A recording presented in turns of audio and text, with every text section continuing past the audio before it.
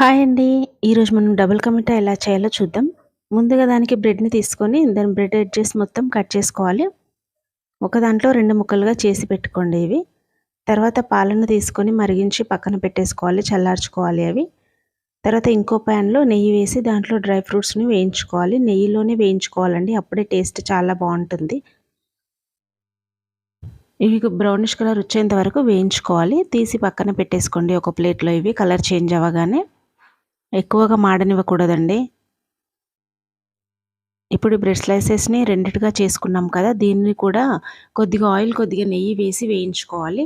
మొత్తం ఆయిల్ కాకుండా నెయ్యి కూడా యాడ్ చేయండి బావుంటుంది. ఇలా బ్రౌనిష్ కలర్ వచ్చేంత వరకు ఉంచి తీసి పక్కన పెట్టేసుకోండి. మిగతావన్నీ కూడా ఇలాగే వేయించుకోవాలి. తర్వాత అదే ప్యాన్‌లో ఒక కప్పు వాటర్, ఒక కప్ షుగర్ వేసేసుకోవాలి.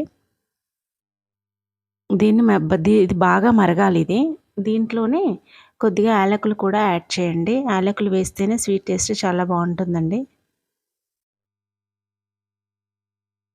ఇది కొద్దిగా దగ్గరగా అయ్యేంత వరకు ఉంచాలి. మనం అందులో నెయ్యి వేసాం కాబట్టి అలా నురగగా వస్తుంది అది. ఇది వేడిగా ఉన్నప్పుడే ఈ వేయించిన బ్రెడ్ ముక్కల్ని ఇందులో ముంచి మనం చల్లార్చి పెట్టుకున్న పాలు ఉన్నాయి కదా! ఈ ముక్కల్ని అందులో వేసేయాలి.